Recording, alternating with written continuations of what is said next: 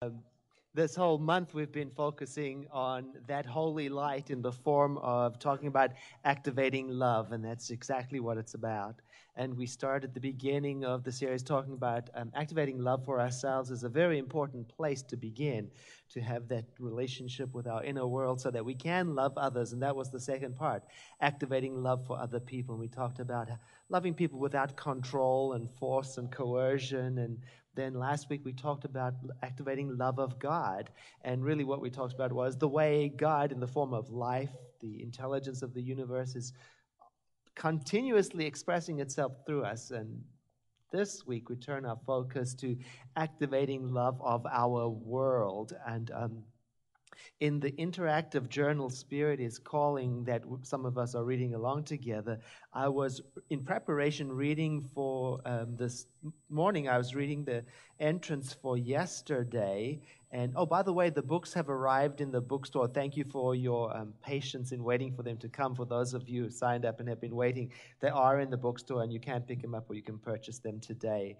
Anyway, yesterday's entry was written by my co-author, my partner in crime, Reverend Chris Michaels, and the topic is respectfulness. And as I started reading it, you know how when just one line will get you? Just one line, it'll work you. And this one line worked me. And it says, when you treat your things with respect. Actually, I didn't even need to go any further than that. When you treat your things with respect, I stopped right there. And it says, when you treat your things with respect, that what happens is you're able to see life, God, goodness in everything around you. That's what it goes on to say. But I just stopped with that. When you treat your things with respect. And I got to thinking about, how it used to be such a mystery to me how some people do tidy naturally. Do you know what I mean? Some people they can just do it. They just put everything in its place and it's just there and it's wonderful. And ew. It wasn't always natural for me, I had to learn it. And you know where I learned it? I learned it when I was in the Air Force, where I had to make things tidy. In fact, I had to learn how to iron my T-shirts into these, tense little rectangles with very sharp corners, and I even had to iron my sheets. I even had to iron the blankets on the bed when they were on the bed. I mean, it was very intense. Anyway, I got into it, and I discovered, and I just really loved ironing the T-shirts, I discovered this unexpected pleasure, especially when everything was put exactly in its perfect right place, just so. And it was as if all of this order and tidiness released extra time and space out of nowhere. Oh, I really got into it, and then for years I carried on this obsessive practice of ironing my T-shirts. Really, absolutely love it. I ironed my T-shirts, and I discovered another unexpected benefit. They lasted longer, the T-shirts. They felt better, and they looked brand new.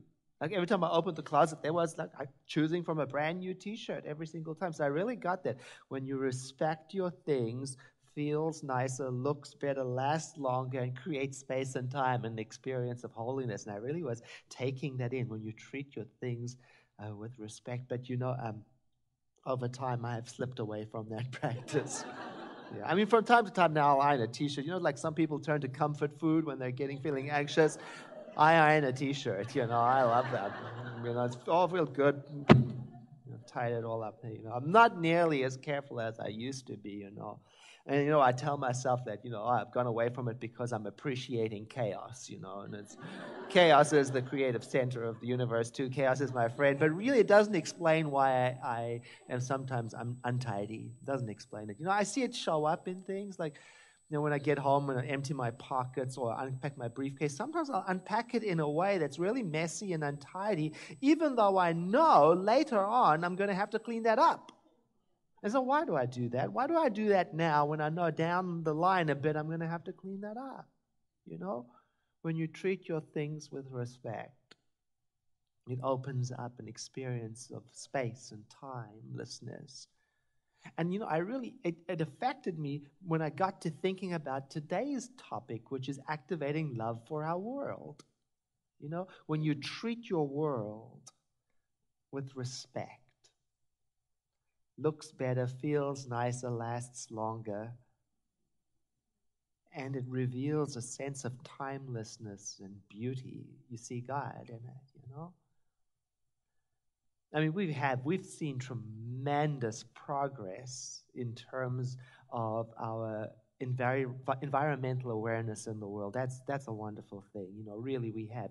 And part of, I guess, the dark gift of that awareness is that we are now also aware of the incredible work that still remains to be done. There it is right there. And I thought about this and what I learned from ironing T-shirts and emptying my pockets, and I can see